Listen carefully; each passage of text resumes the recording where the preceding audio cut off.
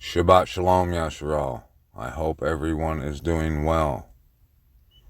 Real quick, I'm going to let y'all know that I am going to try, like I've said before, and I failed. Who would have guessed that I could? I'm going to try again to recap some of the major pieces of evidence and truth that led me to drawing the conclusion that the land, the set apart and land of inheritance, the land that we read about in Scripture, is in North America. I'm going to show whoever wants to see as much of that evidence as I can. And I want to show you right here real quick in Zechariah chapter 12 that is speaking of a generation in the future. This isn't talking about when Hezekiah rebuilt Jerusalem. This is actually speaking of in the future, and the Most High Yahuwah actually says that that they are not to build walls, that He will provide that wall. It says right here, chapter 12, verse 6, it says, "And Jerusalem shall again dwell in her own place in Jerusalem." And like right down here, he says,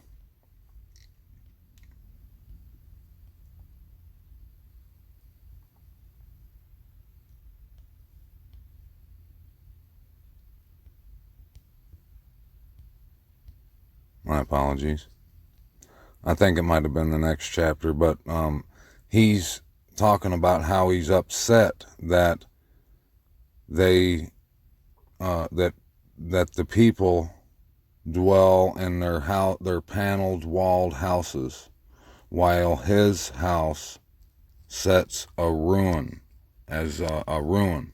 And I'm going to show you that. Like I always say, do your own diligence. Go read all this for yourself, and you'll see that that is exactly the case. He calls the city of David, the land of Yasheral, the land of no remembrance, a wilderness. And that it wouldn't change from that until the last days. The source of where we got our belief that it is where it is came from the Rothschilds and the Rockefellers.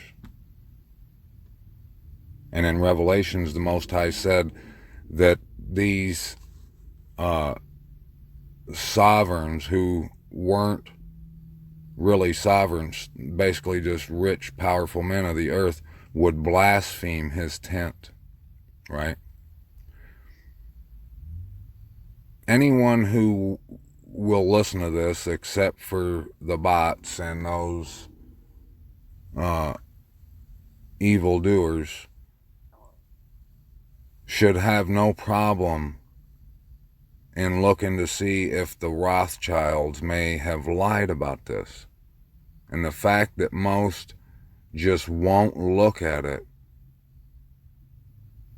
should be a really good reason to want to look into it as well. I know adamant flat earthers who will argue with anti-flat earth people all day. But when this comes up, absolutely not. So there's something bigger than just flesh and blood that's refusing to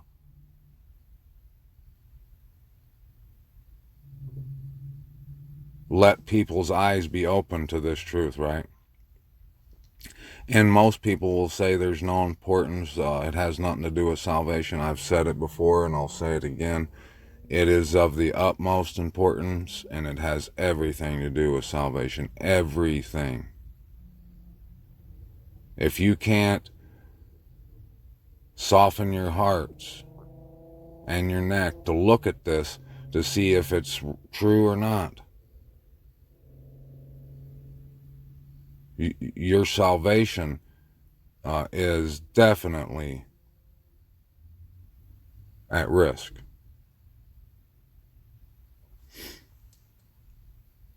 You know, right here in these books, Haggai and Zechariah, it talks about silver and gold. Do you know that there is no gold or silver in what we know today as Israel? There's no corn. They've tried to make corn grow with no success. There's no cedars that grow there. What they say is Lebanon now. Cedars don't grow there. They grow here. Corn is from North America.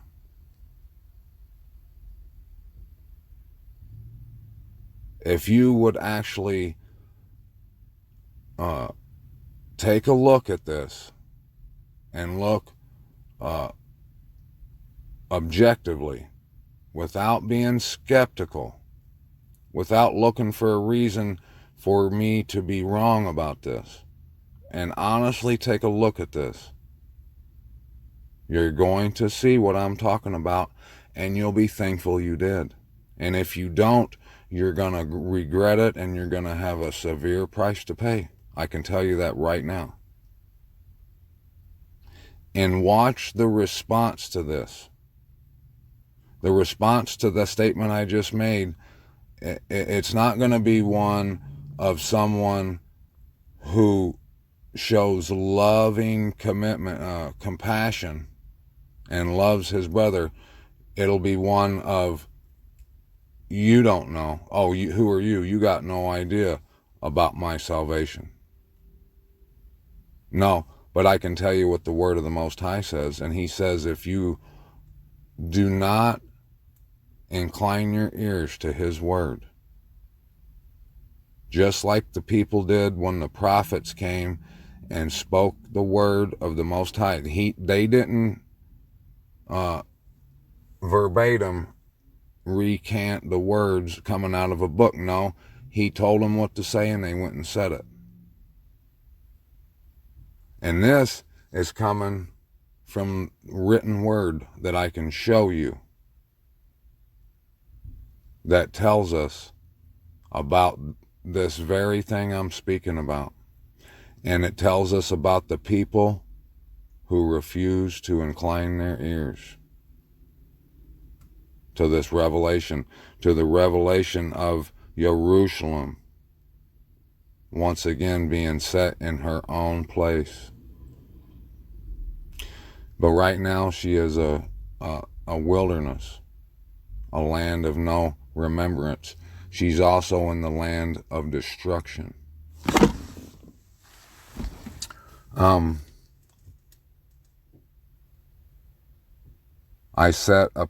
posted a post on Facebook yesterday with pictures of arches from Moab, right? In the park or whatever, park of arches, I can't remember the name of it. But I put on there that it was odd that those arches looked that way and they just happened to be in an area named Moab, right? And people come on my post and they dismissed what they thought I said. I do believe that that is biblical Moab, but I just said, isn't it odd that it is in an area named Moab, right? Well, they must have got the hint that I was hinting at that. But anyone that commented on there, not one of those people actually looked to see if there was any proof, validity to my claim. Everyone just wanted me to basically shut up and just say that I didn't know what I was talking about, instead of actually looking to see if there was any truth to it. And you got to ask yourself, if that's you, what's it going to hurt you if what I'm saying is true? Nothing. What's it going to hurt you if what I'm saying is true and you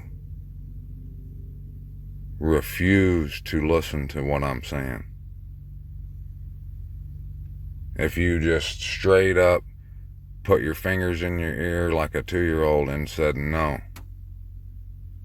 it's going to hurt you quite a bit. And what's it for you to gain if you just go look and you find out the truth of it? Just imagine what there is to gain. If you say it has nothing to do with your salvation, well, I'm going to ask you, how can you claim that? And I'll tell you that it has everything to do with your salvation. And I hope and pray that you incline your ears to the word of the Most High. Go look up the Balfour Declaration. Look up, read Zechariah and Haggai. And all throughout the scripture, you're going to see it. Psalm 68 and all through Psalms. Look up the fact that there's no gold or silver over there. There's no corn and the attempts to grow it, and it wouldn't grow. No cedar. The unique habitat, I guess you would call it, for, I can't think of the other word, the unique like mixture of salt water and fresh water, brackish water, that happens where the Colorado River meets the Gulf of Mexico, and it matches up perfectly with what Ezekiel describes as the Euphrates River. And then go look at the Euphrates River that they've told us is the Euphrates River, and there's no similarities whatsoever. And I can go on, and I'm gonna. But for those who want to make claims about me, and claims that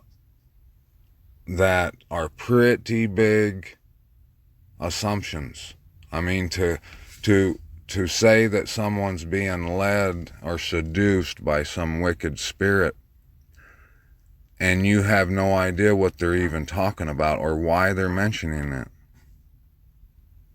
that's a pretty big deal. So yes, these subjects has everything to do with our salvation. Because if you're willing to do that to someone who's speaking truth, but you don't believe it to be true, yet you've put no effort forth into finding out whether it's true or not, but yet you go ahead and throw out an accusation such as that, yes, this has everything to do with your salvation, for sure. And I pray and hope that you come and look. Ask questions. And if you don't want to, then there we have the answer for your salvation right there. But I pray that that's not your answer. But anyway, Shabbat Shalom. I'll do my best to get back here and lay it out as simply and easy as possible for anyone that wants to look at it. It will be laid out the best that I can, which might not be the greatest, but Abba willing, it will be. I love y'all. Shalom, shalom. Peace out for now. D's out. You know, what that video I just made, I'm going to put this on the end of it, because I hate feeling like I left pertinent information out of what I am talking about. So I'm going to add this one last piece, and then I'm going to go and enter into this Shabbat. But if you are someone who loves the Most High and truth, and you love your brother, your neighbor, and you're not here just to tear me down, incline your ear to this word. In Isaiah 29, verse 17, it says, "Is it not yet a little while, and Lebanon shall be turned into garden land, and garden land be reckoned as a forest? And in that day the deaf shall hear the words of the book." That's me. "And the eyes of the blind shall see out of gloom and out of darkness." That's me. "And the meek ones shall increase their joy in Yahuwah." Definitely me. "And the poor among men rejoice in the set apart one of Yasheral." Yes. I'm right here. Oh. Excuse me, my phone's going crazy here. Where'd we go here? I'm doing this with the screen is just, it's insane. I can barely even see what I'm reading. "For the ruthless one is brought to naught." So we just read verse 18 and 19 and 17. But right here, verse 20 it's key. "For the ruthless one is brought to naught, the scorner is consumed, and all who watch for evil shall be cut off. Those who make a man to sin in word, and lay a snare for him who reproves in the gate, and turn aside the righteous with empty reasoning." Look, regardless of whether I'm right or not, if you're someone who claims to be Yasheral, a child of the Most High, and you come to someone like myself speaking anything regarding the Most High, and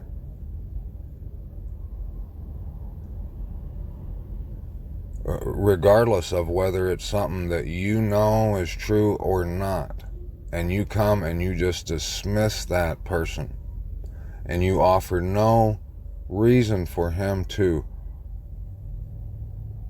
be silent or not, if you don't give any evidence why your claim that he is false, you offer no reason for him being false, and you refuse to look at the evidence he has to bring forth to back up what he's saying. And if you also add in accusation, like him being seduced and led by some evil spirit, that being his reason for saying what he's saying,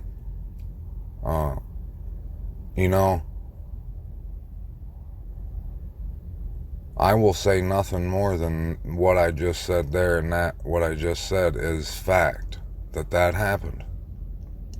And it pains me that it did. You don't have to believe that if you don't want to. But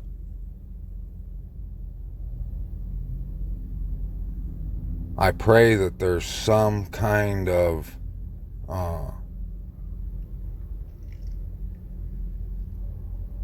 that you somehow resolve that, and not for my sake, but for your sake.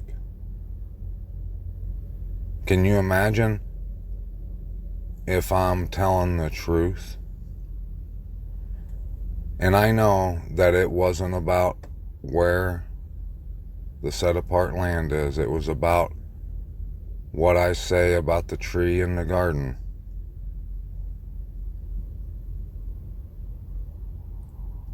But no questions were ever asked. Every time I mention this about where the land is, there's no questions. No one asked me, well, why do you say that? Everyone tries to assume what I'm thinking, or they try to assume, like they say things like, well, did you ever think about this? Yes. I have thought about those things. Or no, I mean, they'll say things like, well, you ought to consider this. How do you know I haven't considered that?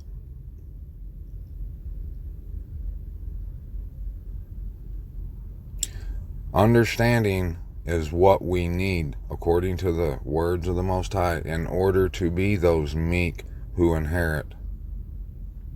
Understanding isn't intelligence. It's having a little understanding. And understanding comes from you asking a question.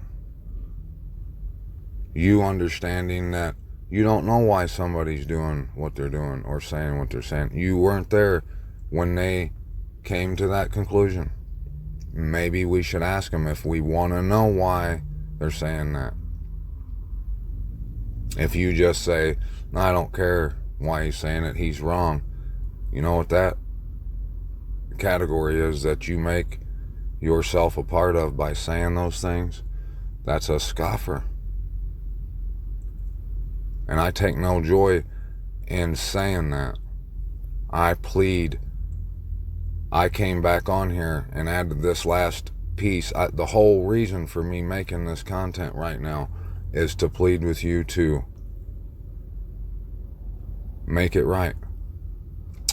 And not for myself, but you have to with me in order to make it right with the Most High and yourself. And if you don't, I will be wrong about something, and that something is you. I would have never imagined that you would do something like this. And it doesn't matter if that happens, or if I was being seduced, you have nowhere near the enough evidence to make that claim. So I pray you listen to this. I don't expect you to, but I pray you do. And maybe hopefully someone that knows you will, and just maybe by hearing this you'll want to ask me the questions that anyone would need to know why I said what I said about the tree in the garden, and this, and anything else I've said. I'm not saying I'm right all the time.